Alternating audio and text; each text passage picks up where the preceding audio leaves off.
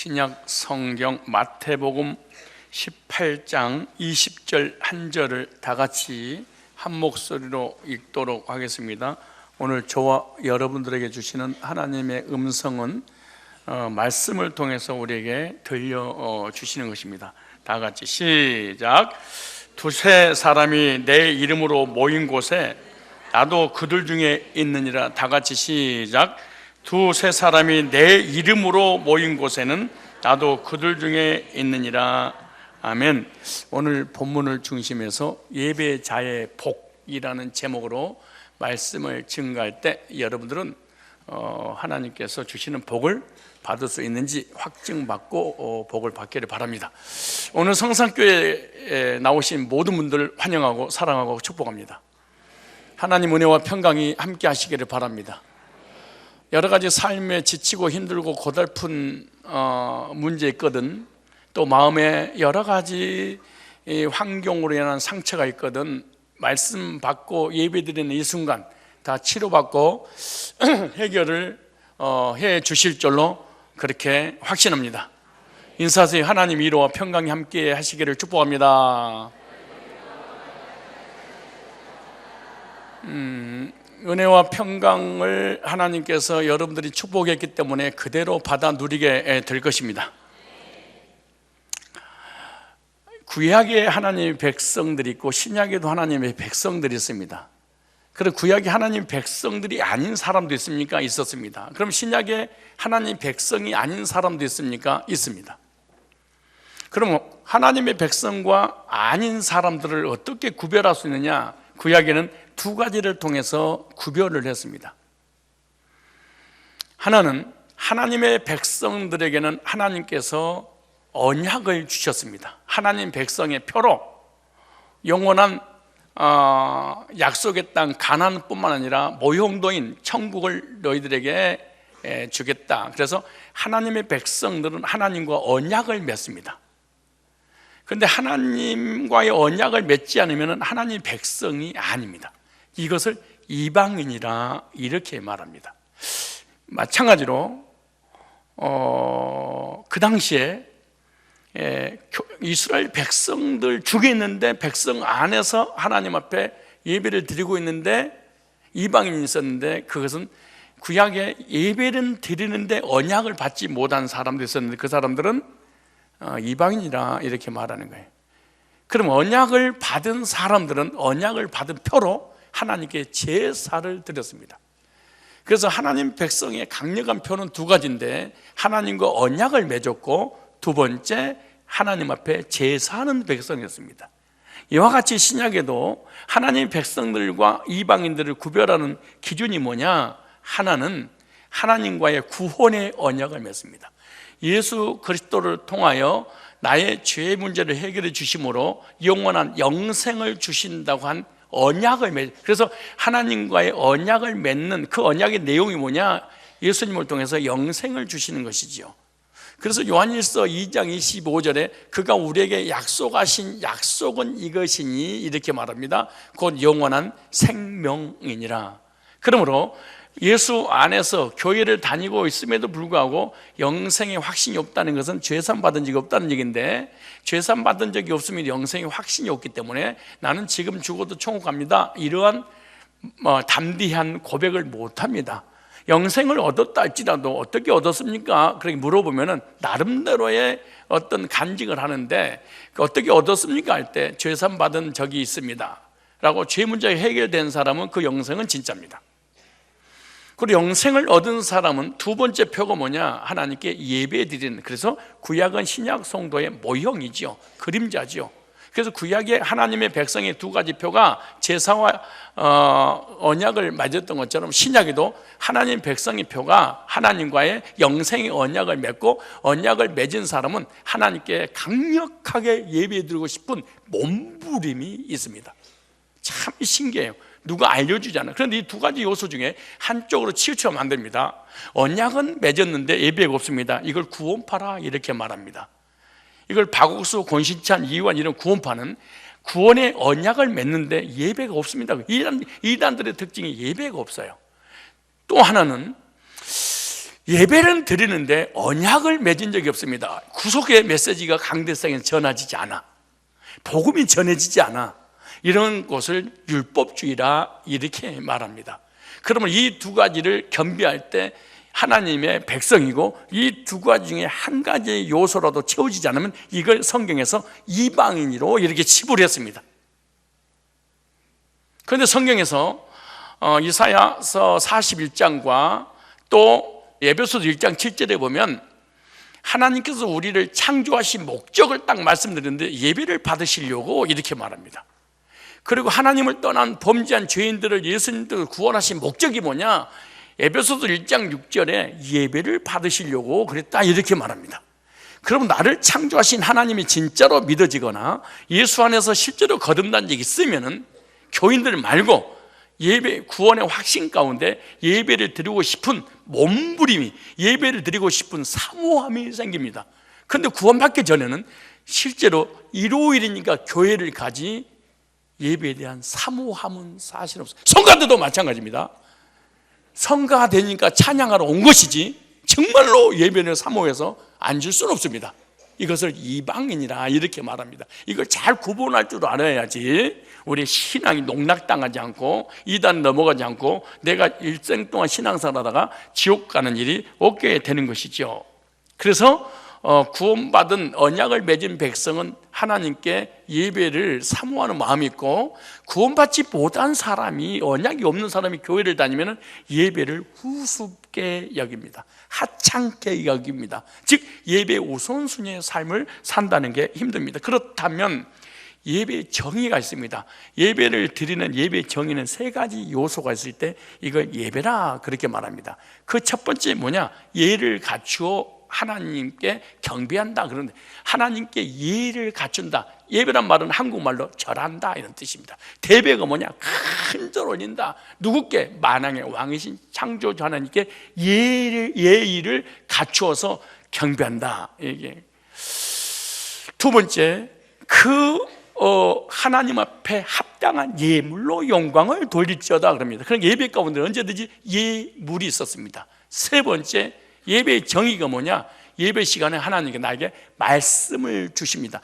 이 삼박자가 세 가지 요소가 없으면 이거는 우리끼리 모여서 개모임 하는 것처럼 하나의 종교에 불과합니다. 그러므로 여러분들이 정말로 예수 안에서 구원받고 하나님의 백성이 돼서 예배를 드리게 된다면 여러분 속에 하나님이 하나님됨을 인정하게 될 것입니다.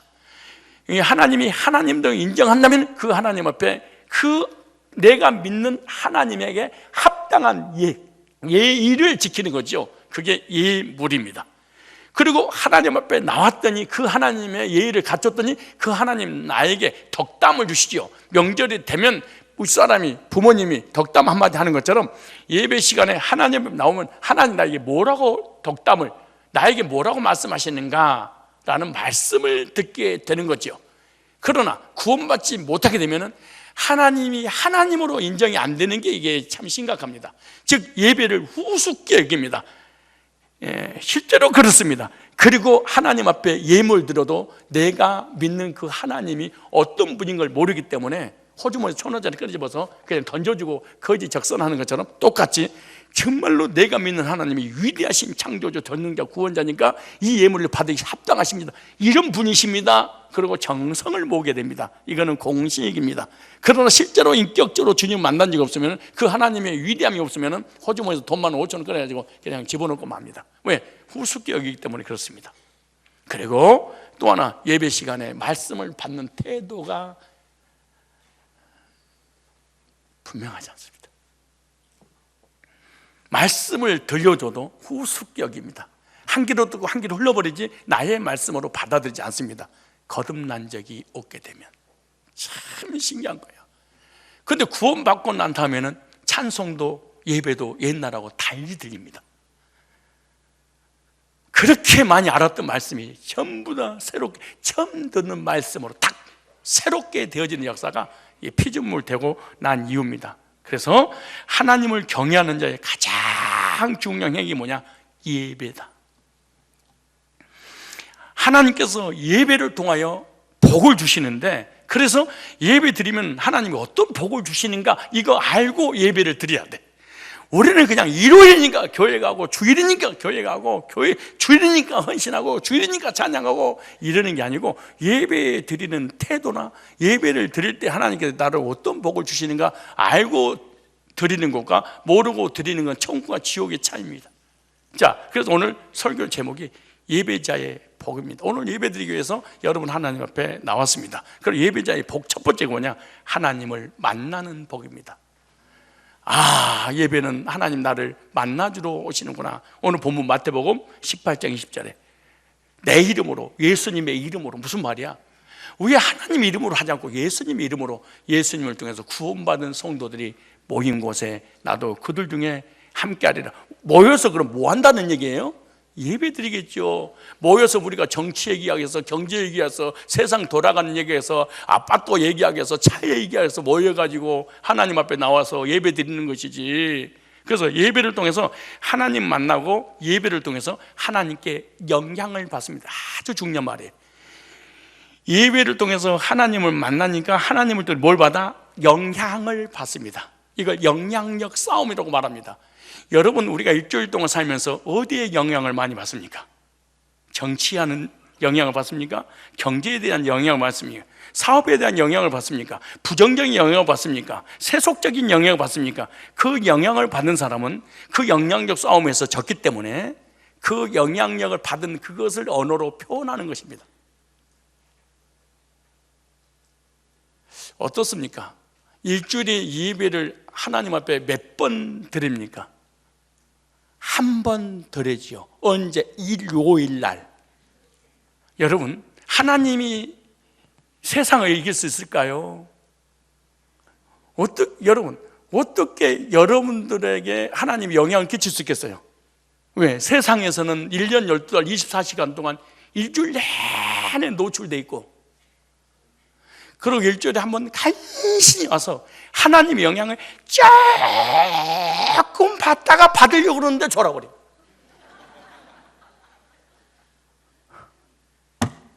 그러니 여러분 입술에서 무슨 하나님 이야기가 나오겠어요? 무슨 예수 얘기 나오세요? 사람은 신비주의 영향을 받든, 율법의 영향을 받든, 세상 영향을 받든, 인본주의 영향을 받든, 부정적인 영향, 불신앙의 영향을 받든, 이 영향을 받은 것을 그대로 몸에 배서 그대로 표현하는 것이 현상적인 것들입니다. 여러분, 그런데 예배 시간을 기억하고 하나님을 나와 예배 드릴 때 하나님이 나를 만나서 하나님의 영향을 받으니까 하나님의 사람이 돼서 하나님이 이야기를 하는 것입니다.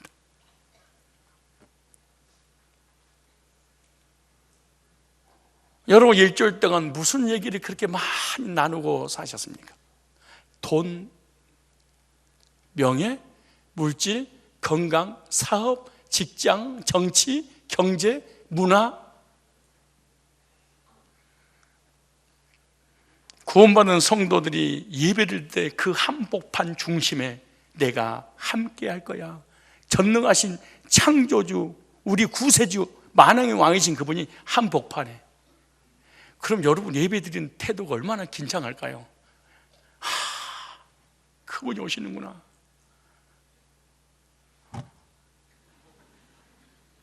이게 예배입니까?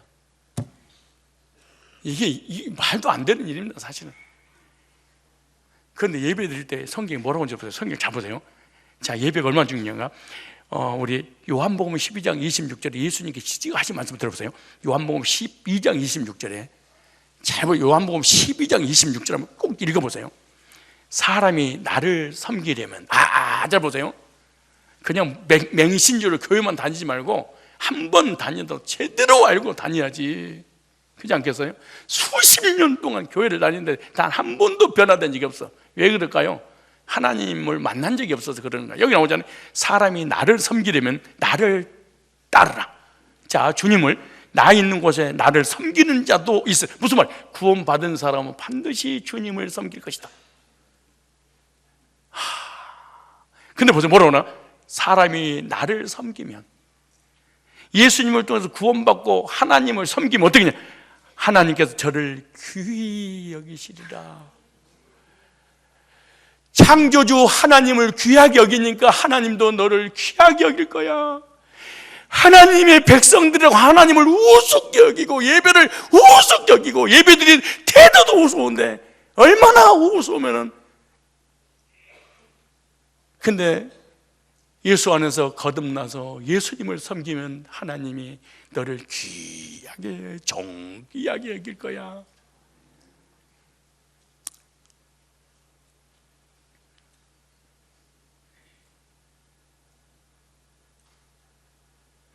로마서 한번 찾아보실래요? 로마서 14장 18절에 뭐라고 하나님께 말씀하신 거 보래요? 예배가 얼마나 소중한가? 로마 14장 18절에 그리스도를 섬기는 자는, 예수님을 섬기는 자는, 예수 안에서 구원받은 자는 하나님께 기뻐하심을, 하나님께서 예수님을 통해서 구원받은 백성이 하나님께 예배드릴 때 기쁨을 이기지 못하며, 보세요, 하나님께 기뻐하심을 받으며 하나님의 기쁨을 받으며 살아. 하나님의 기뻐하심을 받고 하나님의 기쁨이 뭐예요? 예배자야. 근데 그걸 보세요. 사람에게도 수직과 수평 간에 놀라운 역사가 있는데 하나님 앞에 기쁨이 되고 사람과의 관계 속에서 칭찬을 드리라. 목사님, 왜 성도들이 내가 이렇게 똑똑하고 잘 나가고 한국의 상위 1% 그런데 아무도 내 곁에 찾아와서 칭찬하거나 나를 존경하거나 이러지 않아요? 우스워서 그런 거예요. 여러분이 세상에서 부귀 영화를 다 경제를 휘어잡고 있고 부족함이 없고 부귀 영화를 누려도 그 성도들은요, 그 사람을 인정하고 칭찬하고 그러잖아요. 왜 인정하고 칭찬하냐? 교회를 떠나니까 어쩔 수 없이 잡아주려고 그러는 것이지. 그러나 여기 나오지. 그럼 언제 칭찬하냐? 칭찬받기 싫어도 자동으로 성도들에게 존경받는 게 뭐냐? 하나님께 예배를 잘 드리면 사람들이 너를 존경하고 칭찬할 거야. 그래. 세상에서 아무리 출세하고 머리가 좋아서 하버드를 나오고 세상의 상위 1%의 인생을 살아도 교회에서는 인정받지 않습니다. 내가 인정하지 말아, 그런다고 인정 안 하고 하는 게 아니야. 하란 말해도 스스로가 너 언제 자동으로 인정을 받냐? 하나님 앞에 예배 드릴 때 칭찬 듣고 하나님 앞에 귀 여김 받아. 목사님 왜 저를 사랑하지 않아요? 우스워서 그래. 왜 목사님 저를 무시하세요? 이렇게 목사님보다 홀레가 잘 나가는데. 여기 나오죠. 예배자의 태도가 없어서 그래. 하나님 앞에 존귀함을 받고 하나님의 기쁨이 되고, 그리고 성도들에게 칭찬 듣고 그 믿음이 인정받으면 딱 한 가지네. 뭘 잘 드리면 하나님을 소홀히 하지 않고 하나님을 우습게 여기지 않고 하나님 우선순위 예배를 드리면 자동으로 사람에게 사랑받는구나. 이게 하나님을 우습게 여기니까 사람들이 나를 우습게 여기는 거야. 사실은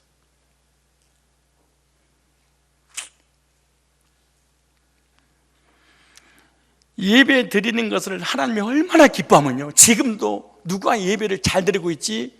지금도 영으로 찾아오시는데 우리 가운데 여러분 옆에 지금 성도가 안 앉아있고 성도와 성도 사이에 창조주 하나님 구세주가 지금 옆에 계신다고 생각해봐. 찾아보세요. 요한복음 4장 23절 24절 보세요. 하나님께 참으로 예배하는 자들은 신령과 진리로 예배할 때 고나니 곧 이때라. 아버지께는 이렇게 자기에게 예배인 자를 찾으시느니라. 하나님은 영이시니 예배하는 자가 신령과 진리로 예배할지니라. 하나님이 누가 신령과 진리로, 신령과 진정이 아닙니다. 번역이 잘못돼서 그런 거예요. 진정이라면 진리로 예수 그리스도 안에서 누가 성령, 영으로 거듭난 사람이 예수 이름으로 성령 안에서 예배를 드리면, 이런 예배를 드리면 누구지? 그러고 찾아다니는데 하나님이. 그래서 그 하나님이 찾아와서 만나주시고 교제해주시고 하나님과 연합을 해주시고 그리고 하나님께 영향을 받게 해주신다는 거야. 여러분 가정에 돌아가면 아내가 갑자기 싸나워질 때가 있어. 그리고 공격적이고 막 신경질적이고, 내 인생에 너는 정말 만나지 말았어야 돼. 연수 같은 놈아. 막 이런 사람이 언제냐? 교인은 교인인데 목사가 되고 장로가 되고 사모가 되고 권사가 되고 집사가 됐는데 이럴 때가 그냥 하나님께 영향을 받지 못해서 그런 거야. 그러니까 상대방의 성품이 안 좋네, 막 그렇게 악질이네, 그리고 싸울 것이 없지, 싸울 것이 아니라 하나님께로부터 영향을 못 받았구나. 그럼 하나님께 영향을 받지 못하면 마음이 평안이 없어, 행복하지 않아, 고통스러워. 그러니까 모든 화를 누구한테 내는 거냐? 가장 가까이 있는 남편과 자녀에게 쏟아붓는 거야. 그럼 어떻게 아내를 순한 양으로 만들 수 있어요? 교회를 보내면 돼. 그래서 은혜를 받으면은 그 원수 같은 남편이 그렇게 멋지게 보일 수가 없어. 여러분 잘 생각해. 교회 다니는 부부가 있으면은 아내의 형상을 언제 이렇게 울그락불크하고 공격적인지, 언제 이렇게 당신 없이는 못 산다고 그렇게 바깥이 씹어서 먹여준 사람이 너를 뽑아버릴 것처럼 공격하는가? 아, 교회 잘 나가다 은혜 받았구나. 지금 왜 교회를 안 나? 아, 어쩐지 얘가 교회를 안 나구나. 그때는 너는 구원 못 받아도 얘라도 가정 평안을 위해서 교회를 밀어붙여야 돼. 빨리 교회 갔다 오, 내가 터다 줄게. 은혜 받아. 왜? 네가 행복하기 위해서. 영향력 싸움이야. 누구한테 영향을 받았느냐, 이게 너무나 중요해. 그런데 예배 시간에 주님께서 찾아오셔서, 중심에 오셔서 뭘 주신다? 하나님으로 영향을 받아서 그 영향을 통해서 우리가 이 땅에서 행복하게 살기를 하나님은 원하시는 것입니다. 그러므로 인간은 물질, 명예, 권세가 다 있다 할지라도 절대 행복하지 않아. 여러분 예수 믿고 구원받은 사람이 예배를 안 드려봐, 참 불행해요. 여러분 생각해. 오늘 주일날이야. 근데 친구랑 같이 골프를 치러 갔어. 그거 골프 절대 잘 나간 게 뭐야? 구멍 속에다 넣는 거 뭐라고 그래? 홀인원이라고 그래? 그거 뭐라고 그래? 그 다음에 바진가 그거 있잖아. 버디? 예, 집사님 전문가니까. 골프 안 됩니다. 그리고 골프 쳐서 홀인원이 돼도 마음이 평안이 안 와. 하나님의 백성은 하나님 안에서 하나님 말씀을 듣고 예배자에 살 때 그때 평안이 와. 우리 인간은 하나님 없이는 못 살게 됐어. 여러분 아무리 세상에서 잘 나간다 할지라도, 그리고 스포츠 좋아하는 걸 다 한다 할지라도 절대로 하나님 앞에 예배드릴 사람이 예배의 장소에 없잖아요. 그럼 평안하지 않아. 어떻게 주일날 여러분 친구들 같이 여행을 가거나 가족끼리 여행을 가다가 아니면은 운동을 하러 갔더니 평안하고 기쁘고 행복하던가요? 절대로 그렇지 않습니다. 하나님의 형상대로 지음받은 하나님 백성들은 창조주 하나님을 섬길 때 우리 영혼이 살이 찌고 건강해지고 평안이 오고 기쁨이 오고 안식이 있는 것입니다. 여러분 하나님을 만나기를 사모하십니까? 하나님 만나는 방법이 기도를 해서 주야! 죽여! 이런데 하나님 만나주지 않아. 금식한다고 만나주지 않아. 부르짖는다고 만나주지 않아. 하나님은 예배 시간에 가만히 있어도 그분이 만나주러 오시는 거야. 왜? 두세 사람이 내 이름으로 예배드리는 그곳에 내가 그 중심 센터에 있을 거야.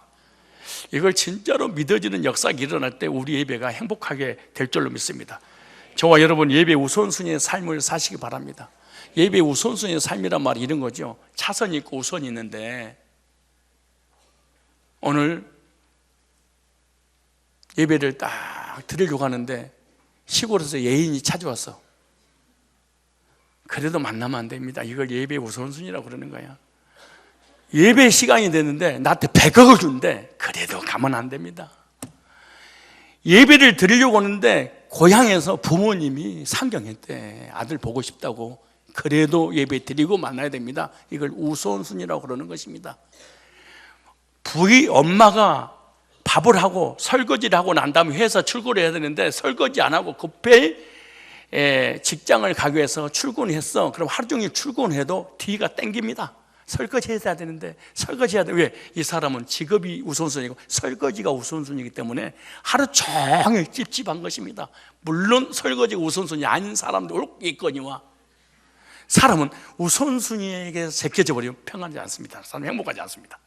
목사님, 나는 왜 행복하지 않을까요? 우선순위에 뭔가 밀려서 그런 거예요. 차선을 우선에 두서 그런 거예요. 여러분, 예배가 최고의 우선순위로 사는, 그래서 예배를 통해서 하나님 만나서 하나님께 영향받는 그런 은혜가 있기를 바랍니다. 왜냐? 하나님은 우선순위로 하나님 섬기면 우선순위의 은혜를 주십니다. 하나님을 우선순위로 섬기게 되면 하나님은 우리에게 우선순위의 복을 받습니다. 그런데 하나님께서 우선순위에 밀려 남편에게 밀리고 아내에게 밀리고 자녀에게 밀리고 물질에게 밀리고 사업에게 밀리고 직장에 밀리고 세상에 밀리고 스포츠에 밀려, 그런 우선순위의 은혜와 우선순위의 복을 받는다기 참으로 힘듭니다. 여러분, 하나님께 기쁨이 되고 기쁨을 이기지 못하고 사람에게 칭찬받기를 원하고 우선순위 은혜와 우선순위의 복을 받기를 원한다면 우선순위로 하나님께 예배를 드리면서 하나님 만나시기를 축복합니다. 첫 번째 원리가 뭐예요? 예배는 하나님을 만나는 것이다. 두 번째입니다. 아주 두 번째가 중요해요. 이 예배는요, 하나님 만나서 변화가 되는 복이에요. 야, 예배는 뭐냐? 나를 변화시켜. 예배를 통해서 어떻게 변화시키냐? 에스겔서 36장 25절 이하에 보니까 속죄함을 받고 정결함을, 그러니까 내가 일주일 동안 내내 살면서 지은 죄를 회개도 안 했는데 자백도 안 했는데 예배 드릴 때 말씀으로 찾아오셔 성령께서 싹 마치 더운 날 냉수 마신 것처럼 샤워하는 것처럼 싹 씻어버립니다. 참 놀라운 일이야. 이제 보세요. 에스겔서 36장 25절에 맑은 물로 너에게 뿌려서 너희를 정결케 하되 곧 너희 모든 더러운 것에서와 모든 우상을 섬기면서 너희를 정결케 할 것이며 또 새 영을 너희 속에 두고 새 마음을 너희에게 주되 너희 육신에서 굳은 마음을 제하고 부드러운 마음을 줄 것이며. 그러니까 예배를 통해서 내 생각과 내 마음을 변화시켜버려. 예배를 때 새 영인 성령을 통해서 뭐하는가 변화시켜 주시는 거야. 무슨 말? 타락된 마음을 새 마음으로 바꿔주시고 강팍한 마음을 부드러운 마음으로 세상에 살면서 더럽혀진 마음을 예배를 통해서 정결케 해 주신다요.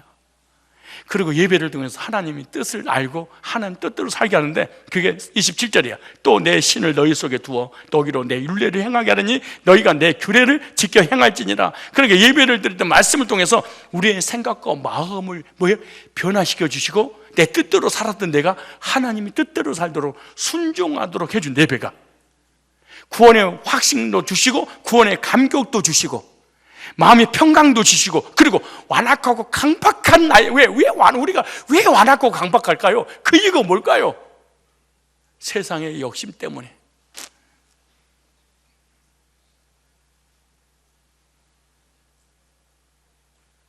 여러분, 내가 자꾸 이런 말 하잖아요. 부부들이 많이 오기 때문에. 사랑과 집착은 다르다. 사랑은 상대방이 원하는 것을 해주는 것이 사랑이야. 집착은 상대방을 통해서 내 욕구를 채우려고 하는 것은 집착이야. 왜 집착이냐? 열받은 거 보면 알아. 누구를 통해 열받은 거야? 남편에게 열이 받아 있어. 왜? 나의 욕구를 채워줘야 되는데 남편이 내 욕구를 채워주지 못해. 뭐야? 그거는 사랑이 아니고 이기적인 욕망을 채우는데 안 채워지고 화가 나. 그래 뭐야? 강팍해져. 강팍하니까 상대방을 쏘아 붙어버린 거야. 사랑은 상대방이 원하는 것을 해주는 거야.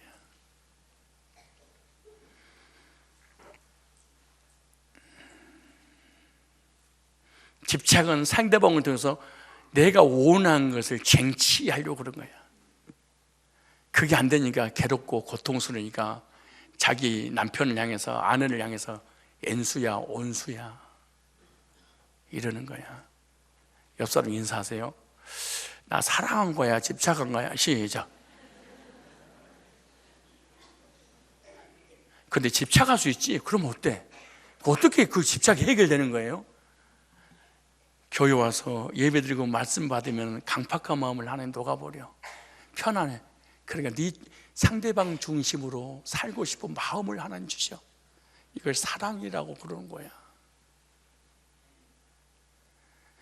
개뿔은 여보 사랑해. 돈 얼마 가져왔어? 진짜 웃기고 있기는 진짜. 그랬어요. 예배 드릴 때 모든 죄를 내가 강팍하고 완악하고 마음에 평강이 없는 게 뭐냐? 죄 문제가 해결되지 않아서 그래. 여러분 교인들끼리 막 싸우잖아. 막 혼내고. 왠 줄 아세요? 자기가 지은 죄 문제가 해결되지 않아 강박하고 완악해져 있어. 그게 누가 건드려 확 치받아 버린 거야. 근데 교회 와서 예배드리고 말씀 받으니까 죄 문제 해결돼서 평안이 와. 누가 뭐라 한다 할때도 감싸주는 마음이 생겨. 불쌍히 여기는, 긍휼히 여기는 마음이 생기는. 왜? 내 속에 사랑이 있으니까. 어떻게 사랑이 생긴 거예요? 하나님이 나에게 강팍한 마음을, 세속적인 마음을, 욕심을 버리게 하고 남을 평안하니까 내 주변 사람에게 평안을 주는 거야.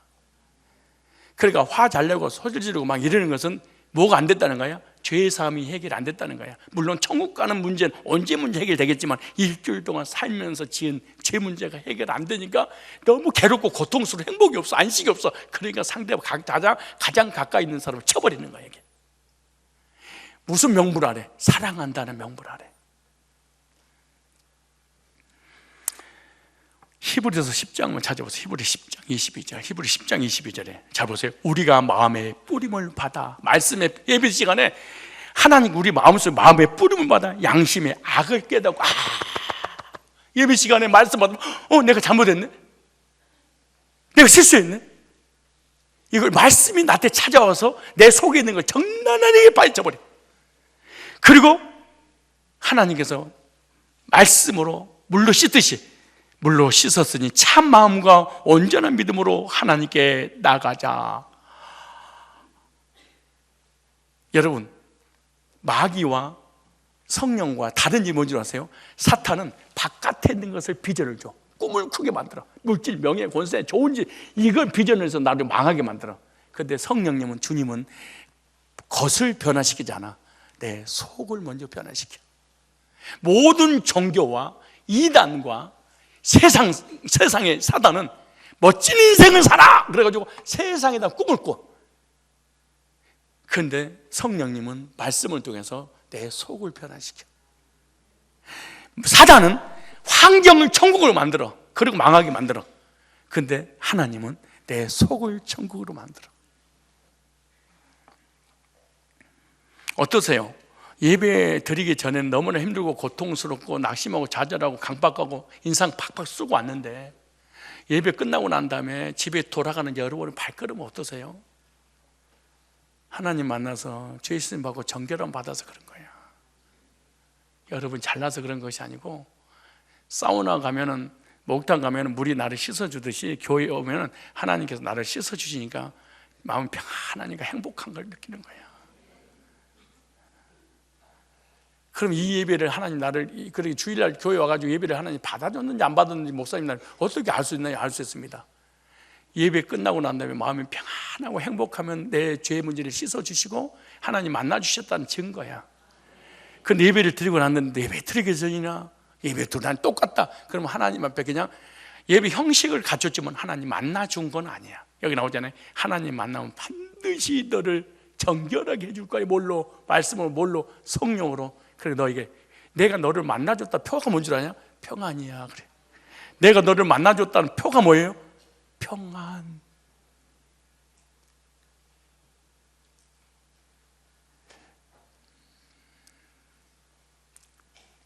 세 번째, 자, 첫 번째 원리를 보세요. 예배 드릴 때 잊지 마세요. 첫 번째 원리, 하나님 만나서 하나님께 영향받는구나.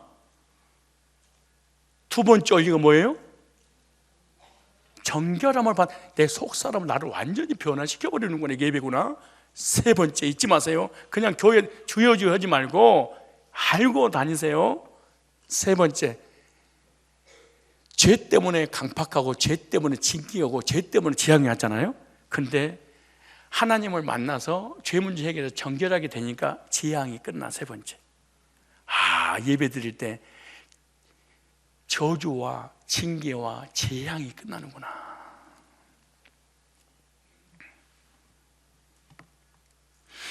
주여 해결해 주시옵소서 안 해도 우리 그러니까 해결된 사람 누가 있어?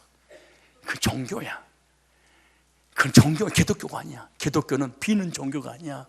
하나님이 나에게 찾아오셔서 내 속을 변화시켜서 하나님 만남으로 하나님이 거둬가 버리는 거야. 그 언제부턴가 기독교가 종교로 우상 숭배를 가지고 내가 변하든가 말든가 없어. 내가 간절히 금식하고 기도해서 부르지 응답받는 종교로 바꿔버렸어. 나는 그대로 있는 상태에서. 세 번째, 예배를 통해서 죄로 인한 재앙을 면하게 되는데, 구약에서는요 제사를 통해서 재앙을, 그런데 신약에서는 예배 드릴 때 재앙이 끝나. 찾아볼래요? 민수기 16장 32절로 50절에 보면요, 고라가 당을 지어서 반역으로 인해서 많은 사람들이 하나님의 진노를 받게 되잖아요. 그 내용이야. 그러니까 땅이 갈라져서 250명을 얻다가, 여러분요, 당 짓는 거, 교회에서 당 짓는 거 진짜 악인입니다. 근데 당 짓는 그것을 싫어가지고 당 짓고 모세를 원망하고 불평하고 당진들 하니까 하나님께 재앙을 내려가 땅이 갈라져서 지진으로 죽었잖아요, 250명이. 근데 이렇게 죽어가는 사람 보고 사람들이 회개해야 되는데, 마음으로, 야, 주의 종이 잘못하니까 저런 문제가 터진 거 아니야? 그럼 마음으로 생각했는데 2만 5천 명이 죽었어. 기가 막힌 거야. 여러분요, 당을 짓는 사람과 당을 짓고 싶은데 용기가 없어서 당을 못 짓는 사람하고 달라. 말이 어려운데 잘 들어봐야 돼. 당을 짓는 사람은 적극적인 어떤 용기가 있어 시작을 했고, 당을 못 짓는 사람은 당을 짓고 싶은데 용기가 없어서 액션을 취하지 못하는 거야. 같은 죄입니다. 동성연애 하는 사람이 있어. 근데 성경 잘못됐어? 그러니까 하는 말이, 인권이잖아. 그거 다 인권이야. 근데 마음으로 그걸 동정했어. 똑같은 죄로 지겠다. 내 얘기 보면 나와. 수간하는 것은 악한 죄야, 하지마, 성경에서 그랬어. 근데 그건 인권이야, 나도 라고 말은 안 했는데, 행동을 안 했는데, 수간 안 했는데 마음으로, 그럴 수도 있지. 이것도 너 수간죄로 똑같이 내가 치겠다, 이렇게 말해. 지금 나는 당을 안 만들었어. 당 만든 거 그럴 수 있지, 이렇게 생각을 했는데 14,700명을 죽였어. 근데 그거 중요한 거야. 어떻게 해결받았냐? 민수기 16장 21절에 보면은, 또 민수기 16장 46절 이하에 보면은, 아론이 하나님 앞에 속죄의 제사를 드리고 그래. 예배를 때 뭐냐? 전염병이 그쳤더라, 그렇게 말해. 그러니까 우리의 삶 가운데 이러한 모든 환난과 지향을 당했을 때 뭘로? 하나님 앞에 나와서 예배를 드리면 하나님은 뭐 하신다고? 어떻게 하신다고요? 지향을, 징계를 끝내. 그래서 첫 번째 중요한 원리죠. 예배는 하나님 만나는 것이다. 두 번째, 만나서 하나님의 앞에 정결함 받다. 정결함 받으니까 하나님의 진노가 끝났다. 죄 때문에 진노가 임했는데 징계가 끝났어. 속죄의 은혜를 받으면, 중요한 얘기야. 이렇게 예배가 중요한 거야. 예배 시간에 회개 안 했는데 하나님이 찾아서 말씀 나를 속죄해줘. 그럼 재앙이 끝나. 그럼 재앙이 끝났으면 어쩐다. 자, 보면 순서를, 첫째, 예배는 하나님 만난다. 둘째, 예배를 통해서 정결함을 받는다. 세 번째, 정결함을 받으니까 재앙이 끝났다. 재앙이 끝나면 어쩌다는 거야? 재앙이, 여러분, 죄 때문에 재앙이 왔는데 죄 문제가 해결되니 재앙이 끝났어. 그럼 죄를 짓기 전에는 뭘 받았다는 거예요? 복을. 그럼 네 번째, 뭘 준다는 거야? 복을, 그 말이야. 그래서 예배 시간에 복을 받는 거야.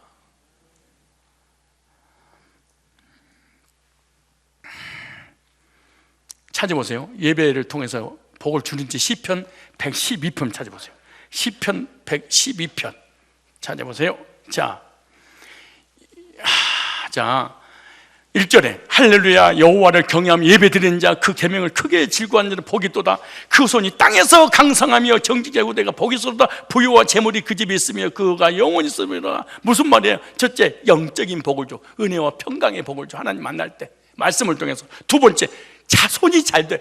예배를 내가 잘 드리면 누가 복을 받아? 자손이.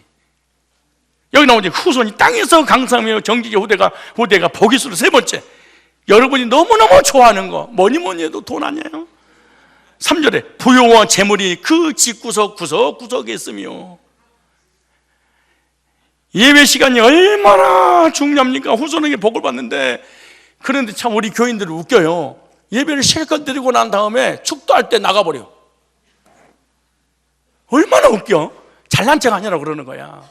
미국 사람들은요, 한국에 와가지고 이 미국 교회가 없으니까 일반 교회를 다녀야 되잖아요. 그러니까 한국말을 못 알아들으니까 예배 끝날 쯤 와가지고 언제 오냐? 축도할 때 딱 온대.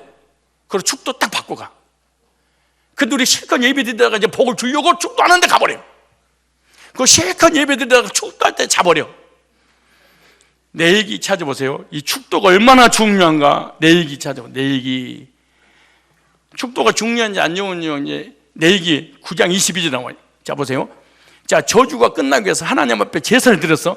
9장 22절에 아론이 백성을 향해 손을 들고 축복함으로, 목회자가 손을 들고 축복함으로. 우리 일부 주의자님 신학하신 분 아니에요.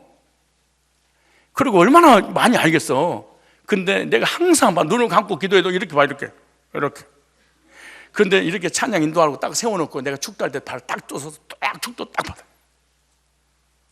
원리를 알아야 됩니다. 보세요. 9장 22절에 아론이 백성을 향해 손을 들어 축복함으로 속죄제와 번제, 화목제를 필요하고, 속죄제, 번제, 화목제, 이런 속건제 이런 거 다음에 또 하기로 하고, 어찌됐든 제사하라 드렸다 그 말이야. 왜 제사 드냐? 죄 문제 해결하려고. 근데 뭐 내론이라 모세와 아론이 해막에 들어갔다 나와서 백성이 축복하며 여호와의 영광, 제사 끝난 다음에 여호와의 영광 온 백성이 나타나며 불이 여호와 앞에서 나와 단위의 혼혈로 기름을 사른지라 온 백성이 이를 보고 소리에 엎드렸더라. 이스라엘 백성들은 복을 언제 받고 저주가 언제 끝나는 거예요?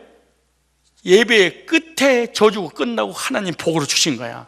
그럼 이스라엘 백성들이 저주받을 때 언제냐? 번제들의 예배의 불이 꺼질 때 이스라엘 백성 저주가 임하고, 예배의 불이 타오를 때 뭐가 온 거야? 복을 받아 누리게 된 거야. 오늘 우리들도 삶에 고난이 있거든. 그 고난 문제 해결하려고 금식하고 기도하고 몸부림치지 말고 하나님 앞에 나와서 정결을 받고 하나님 만나서 하나님께 영향받고 죄 문제 해결되면 하나님은 뭐 하는 거야? 자동으로 복을 주시는 거야. 예배가 너무 중요한 거예요. 여러분, 예배를 통해서 영적인 복과 육신의 복과 가정의 복과 삶의 복을 받아 누리시기를 축복합니다. 그러므로 복받는 삶을 우선순위로 해야 됩니다. 우선순위, 이것보다 내가 예배 드린 것보다 우선순위로 없다! 그렇게 딱 시작해야지. 진짜 옥수수 이빨 빠듯이 예배 드리고 싶으면 드리고, 안 드리고 싶으면 안 드리고, 친구가 찾아오면 친구 만나러 가고, 회사 직원이 찾아오면 회사 직원 만나러 가고, 출장 가면 출장 가서 만나고. 하나님 얼마나 기분 나쁘고 속상하고 열받겠어. 세상에 하나님은 전능한 창조주 구원자 만왕의 왕이시고 복이 근원이라고 하면서 그 하나님 말이 개뿔로 알아. 진짜. 집사님, 야 아무개 청년아, 너 왜 이렇게 예배도 일부 예배 성가대도 나오지도 않고 그렇게 이빨 빠듯이 빠져? 그러니까 늦잠 잤어요. 그래. 자, 늦잠 자는 사람을 향해서 어떤 일화가 있습니다. 아버지가 딸에게 하는 권면의 말이야. 혹시 그런 사람들 상처받지 말고 회개하고 돌아서세요. 첫째, 아침잠이 많은 남자와 결혼하지 마라. 자, 보세요. 중요한 말이에요. 아침에 게으른 사람이 오후에 부지런한 사람은 없단다. 참 중요한 말이야.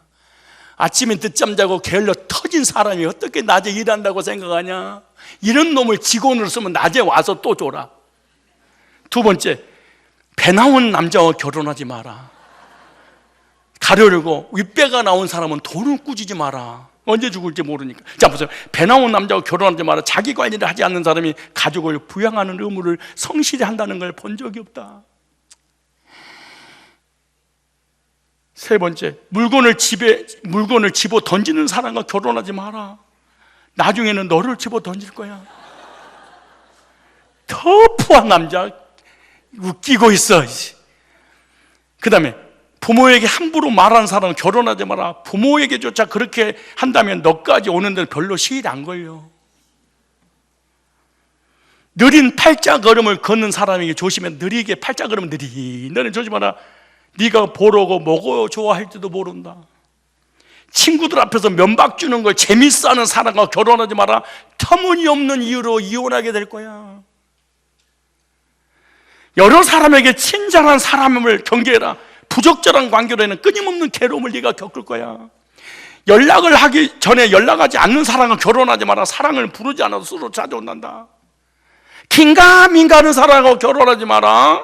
무슨 말 긴시냐 민시냐 헷갈린다 이거. 이 사람이 아니면 살 수 없어서 사람도 헤어질 수 있단다. 성공한 사람을 너무 기대하지 마라. 한 번도 실패하지 않았다면 인생을 안일하게 살았다는 증거다. 중요한 거야. 너 가만히 있어라고 자주 말하는 남자하고 결혼하지 마라. 편안하게 가만히 살기보다는 그냥 가만히 살게 한단다. 따라 다정한 사람, 부지런한 사람하고 결혼해라. 그 다음에 두 번째, 너를 굶기지 않을 정도의 돈을 벌고 이 사람하고 굶기지 않는 사람하고 결혼해라. 세 번째, 가끔 꽃을 사주기도 하고, 그 다음에 주머니에 따뜻한 커피를 숨겨놓고 아내를 기다릴 만한 부지런한 남자를 찾아라. 어찌됐든 결론입니다. 시편 112편 1절로 3절이 예배를 드림으로 영적인 복과 죄산 복과 그리고 자녀가 잘 되는 복과 부요가 항상 여러분에 있는 모두 복이 어디서 온다? 예배 때 온다. 예배의 성공 인생의 성공이요 예배의 실패가 인생의 실패이기 때문에 예배의 부지런을 떠는 성산의 모든 권속들이 되어서 예배를 통한 예배자의 복을 받아 누리시기를 주의 이름으로 축복합니다.